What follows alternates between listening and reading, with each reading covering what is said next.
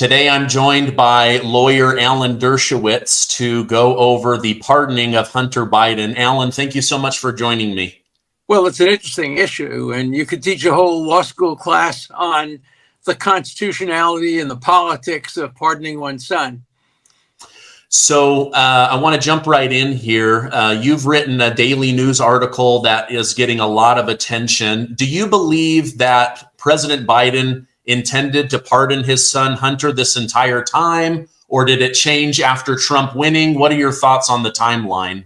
Oh, I think it changed. I think he wanted Hunter Biden to be pardoned, but he thought that President Kamala Harris would pardon him if she got elected, and that would have been better.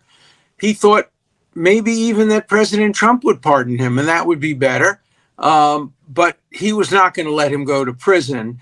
And so at the last minute at the Thanksgiving dinner, when he saw there was no other real alternative, I think he allowed family considerations to prevail over considerations regarding his legacy or what necessarily is good for America. I don't blame him for pardoning him. I think he made a tactical blunder. I think what he should have done is commuted the sentence, not pardoned him. He should have said, look, I don't want you to go to jail. You've been through addiction. So if you get a prison sentence, the prison sentence is going to be commuted to some form of home arrest or some probation or some treatment facility, something like that. By pardoning him, he opens up the possibility that Hunter Biden can be called in front of congressional committees, grand juries, investigative tribunals, etc. And he doesn't have a Fifth Amendment privilege anymore. If he were just commuted, if the sentence were commuted, he'd still have his privilege and self-incrimination. So in the end, it may backfire on the Biden family. He may become the star witness to Republican-controlled legislative hearings or judicial hearings or grand jury hearings conducted under the auspices of the new Attorney General of the United States. Okay, I want to go deeper into that. But first, is there any red flag for you that he pardoned him for basically everything and then this long 11-year time frame? I think that's what the family wanted him to do, but it exposes him to being asked questions about the Burisma and about Ukraine. He could also be civilly sued still. Remember that the Trump administration could take a page from Letitia James. She couldn't find anything to go after Donald Trump for criminally, so she sued him civilly and got a $500 million judgment against him. That's open. Pardon doesn't apply to civil lawsuits. So his problems are not over. Now, they may be over for this reason. Trump has expressed sympathy for Hunter Biden, and you can't not be sympathetic. Joe Biden, lost two children, including his, real star son, Beau. And this guy is not Beau. He's been a troubled man. So I understand the sympathy, and I could imagine Donald Trump saying, call off the dogs. He's had enough. Let's leave him alone. But if he doesn't, if the legislative committees go after him, and if the Attorney General and the grand jury goes after him, he's still going to be very busy with lots of legal fees, and he's going to have to choose between telling the truth, because he can't lie. If he lies, he's not immune from perjury, and perhaps, getting family members into some trouble. Okay. You've gone against Trump. You've also defended Trump. You know his personality. Could it also be that he thinks, I don't want to set a precedence for going after former presidents' children? I wouldn't want them to go after my own children. Yeah, and I think that Biden could have done a much better job if he had said, look, let's declare an end to Lawfare. I'm going to pardon the January 6th nonviolent offenders, and I'm also going to pardon Donald Trump, and I'm also going to pardon my son. Ceasefire. That would have been good. He could still do that, by the way. He could still pardon the January 6th people. If he doesn't, he knows that Donald Trump will. And so it remains open in the next weeks for that to happen. Okay. Go a little bit deeper for me and my audience. We're not legal scholars like yourself. How does this officially open Hunter up to not having his Fifth Amendment rights And you say that Republicans could use that against him to extract information? Yes. The Fifth Amendment only applies to self-incrimination. That is, to testimony that is a link in the chain of prosecuting the individual. It doesn't apply to incriminating your father, incriminating your brother, incriminating your uncle, you're incriminating anybody else. So they are free to ask him any questions about anything that is covered by the pardon. And he could probably still claim maybe he's vulnerable to state prosecutions. After all, when you cheat on your federal income taxes, you generally also cheat on your state income taxes. But the statute of limitations may have expired on that. The same thing is true with gun laws. There are state as well as federal gun laws. So, but when it comes to Burisma, there's no state involvement. So he has a complete and total immunity from anything regarding Ukraine. But there, the statute of limitations may have possibly expired. Okay. One question that I keep seeing on the internet and in my community chat is, will Biden pardon himself? And can a president even pardon himself? We don't know the answer to that. There are two references to it in the congressional debates that led to the Constitution, and they each point in a different direction. There's no constraint in the Constitution on pardoning oneself. I do not believe Biden will pardon himself. The real question is, will he pardon his brother? And I don't think he will. I think he's gotten such a negative reaction to pardoning his son. And his brother doesn't have the same kind of emotional and history problems. So I think we're finished with family pardons on behalf of the Biden family. Okay. What about other members of the Biden administration that have been accused by Republican members of Congress for using lawfare against Donald Trump and those in his previous cabinet? Do you think they will request a pardon, and would he grant it? Well, I don't think any of them have really been accused of actual crimes. They've been accused of unethical conduct. They've been accused of bad conduct, particularly. This is not somebody in the administration, but Alvin Bragg has done some of the worst things I've ever seen a prosecutor do in my 60 years of experience. The New York case is completely made up, and if I were a bar association, I'd be looking into it. But I don't think there is any need for pardons for people who have engaged in lawfare. They will be judged by history, and they will be judged negatively, I think. But I don't think we're going to get into the pardon business. We're not going to get into pardon fair following lawfare or pardon gate. I think probably this is the last series of controversial pardons we'll see until January 20th. And then I think President Trump will pardon lots of people, including maybe some of the people who have already gone to jail or facing imprisonment for January 6th, not only January 6th related matters, but post-election 2020 related matters, Rudy Giuliani and others like that. We'll have to wait and see. Okay. Critics have been harsh of Biden's handling of Israel, his handling of the Russia-Ukraine war. Do you think that he will go down in history because of this pardoning of his own son, who's in the middle of major crime investigation? Well, he'll get a mediocre rating in history. I think he deserves better. I think he's done a decent job. I think a better job, for example, than Barack Obama, who will go down in history because he's the first black president. But I think his second term was one of the worst terms in modern American history in terms of foreign policy. Biden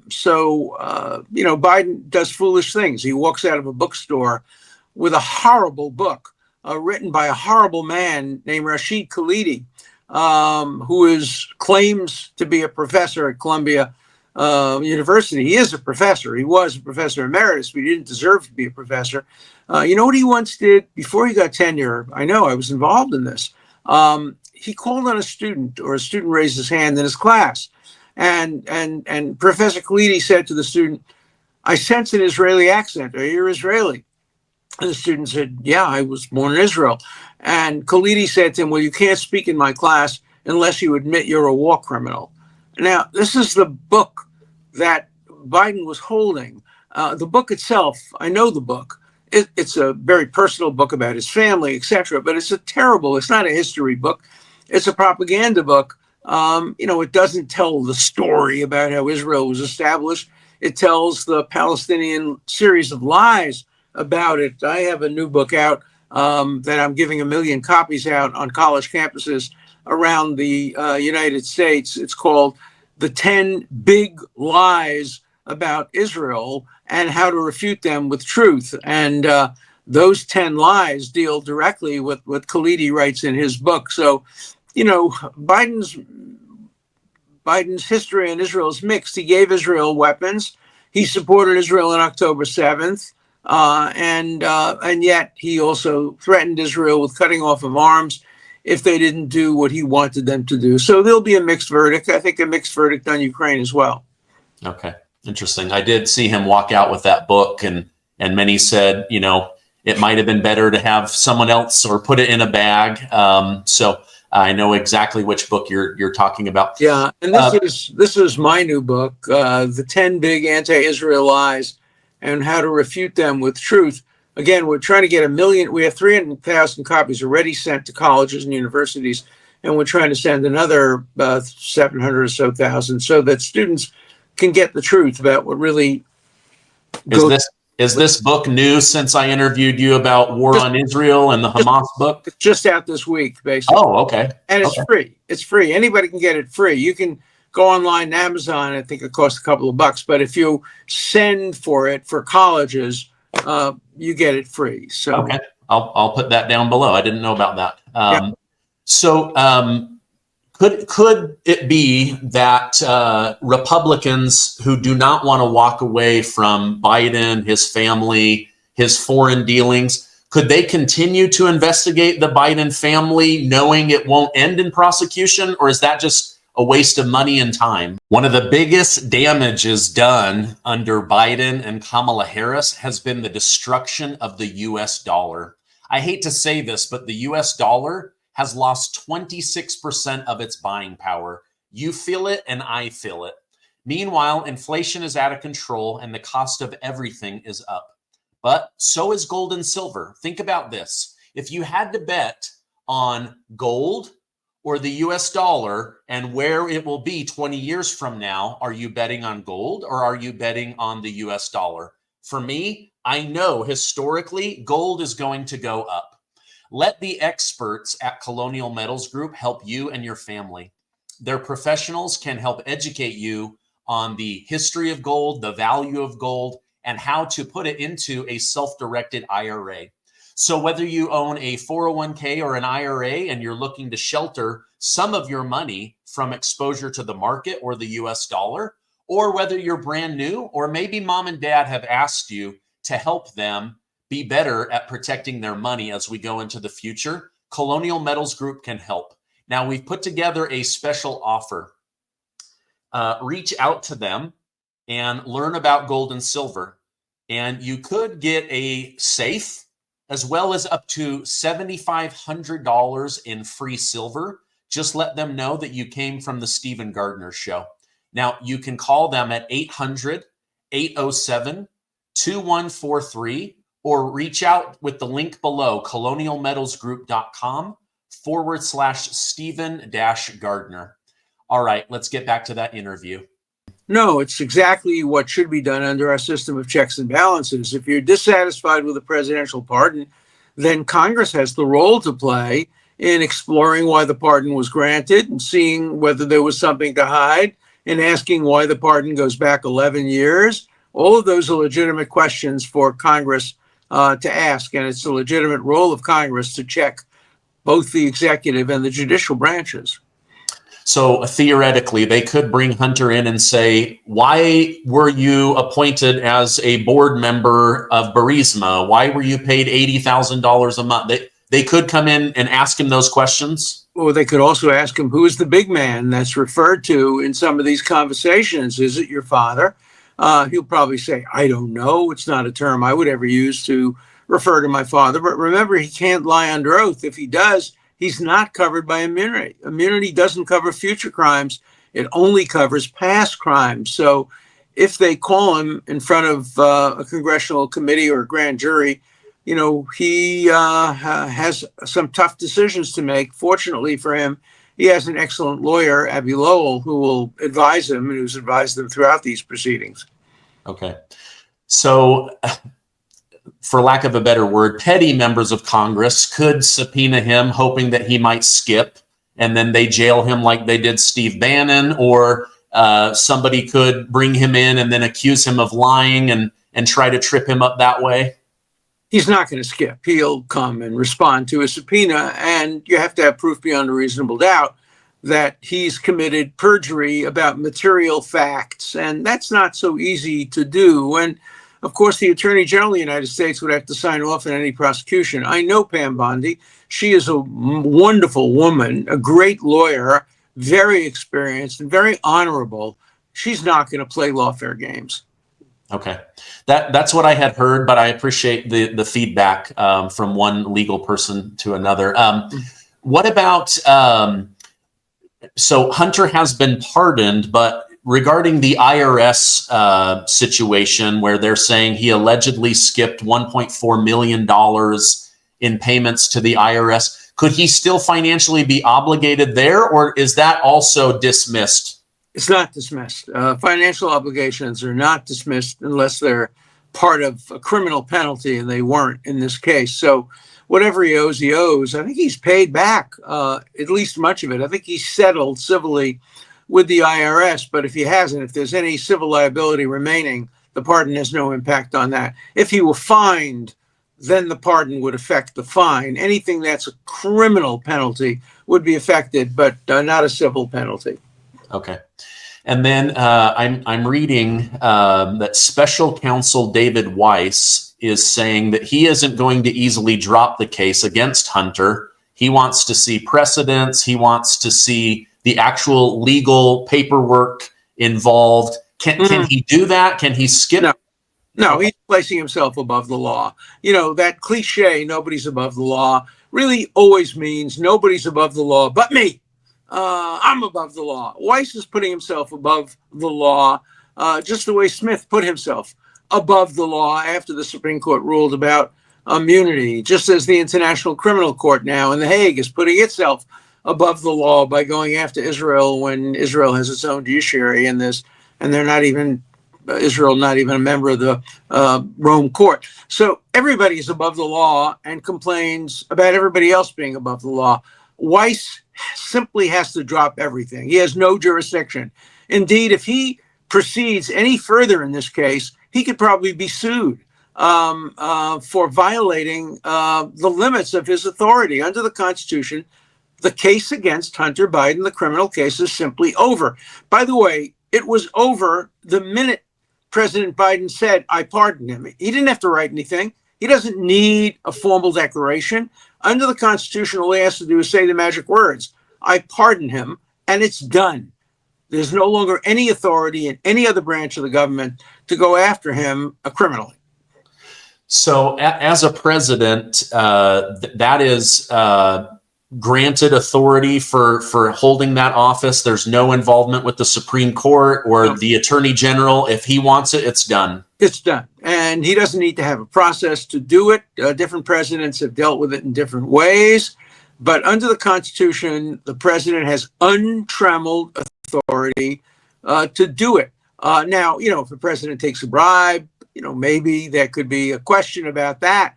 But the presidential authority to grant a pardon, grant commutation, is absolute. It doesn't require consent of Congress. It doesn't require consent of anybody in the administration, the Attorney General, the pardon attorney in the White House or the Justice Department. All of that's just extra stuff. All the Constitution requires a president to say, doesn't even have to even write it, I pardon him. That's done. It's over. Okay. If you were consulting with President Biden, would you recommend, again, to put some of the animosity and the disunity of the country, tamp that down? Would you recommend that he pardon President Donald J. Trump before he starts his new presidency term? Yeah, I think that would be a good idea, and he would declare the end of lawfare. he should also pardon all the nonviolent January 6 people. I have to say I have a client among them. He was a young law school student who had no intention of ever going into Congress. He went just to listen to the president's speech, and then he was waved into Congress by the police. We have videotapes of it, but he was indicted, and he was prevented from getting a law school degree. So we're seeking a pardon. We will be seeking a pardon for him, and I suspect that pardons will be granted to the January 6th nonviolent defendants. Okay. Yeah, that makes a lot of sense. My own chiropractor's wife, first time going to any kind of political rally, she gets there, she's swept up in the excitement, but she's on camera being waved, come into the Capitol, and yet they just humiliated her. She lost her job, standing in the community. So I agree that I think it would go a long way for him to say, okay, the nonviolent people we're going to look at, and Donald Trump can be the one that decides on the violent people. Right. And by the way, President Biden said the reason is because they were prosecuted, that his son was prosecuted selectively because his name was Biden. The same thing was true of the January 6 people. The Black Lives Matter protesters, many of whom committed much worse violence, they were not prosecuted. So it depends who you protest for. And Trump was selected. I mean, I named one of my books, Get Trump. Wasn't an original title with me. It's a title that comes from both the Attorney General and the District Attorney in New York, both saying that they were going to get Trump. And so what they did is they first decided to get Trump, and then they concocted crimes or civil disputes. I mean, my favorite was the civil case which said he committed fraud because he valued Mar-a-Lago at $18 million. I offered to buy Mar-a-Lago for $18 million. I could get 10 friends in a minute to put up the 18 million, and we'd sell it for over $1 billion. That would be the quickest profit ever. The idea that Mar-a-Lago was worth 18 million, or that he should have been accused, Trump, for fraud, for understating or undervaluing his property, is absurd. It's just an example of Stalin justice, where the head of the KGB said to Stalin, "Show me the man, I'll find you the crime." And that's what the district attorney and the attorney general of New York did. They decided to get Trump, and then they decided to figure out how to make up crimes. Letitia James couldn't make up a crime, and Alvin Bragg did make up a crime for which Trump was convicted. Now people are saying, he's been convicted of, I don't remember, was it 34 felonies? It's one felony, obviously 34 times the same one, and it's not a crime. So I'm hoping that the courts of appeals will reverse that conviction. Okay. Final question. I know you have a very full day. All of the cases against Trump will be dropped now that he's president-elect. But I've read that Alvin Bragg and Letitia James have hinted that as soon as he comes out 4 years from now, they want to pick that back up. Can they do that? Is it wise to do that? No, it's not wise. And I don't think they can do that. And I think if they tried to do that, Trump's people would bring mandamus actions to the Court of Appeals. What Bragg is trying to do is be above the law. You can't appeal a case, a conviction, unless you have a sentence. And by putting the sentence off 4 years, he denies Trump the right to appeal. But I've advised Trump's lawyers, and I've advised Trump, in my podcast, not personally, that if they don't allow him to appeal, he should bring a writ of mandamus, which is a way of getting to an appellate court without waiting until the sentence occurs. And I'm convinced that an appellate court will reverse the New York conviction, because the New York conviction is based on nothing. There's no crime. There's just no crime there. You can't, if you ask anybody, describe the crime, they can't do it because there is no crime. Okay, great. I know you're busy. I value your time. Thank you so much. I hope you and your family have a lovely Hanukkah season. I'm going to put direct links to the Daily News article, as well as all of your books. Alan Dershowitz, thank you for coming on today. Thank you. Happy holidays to everybody.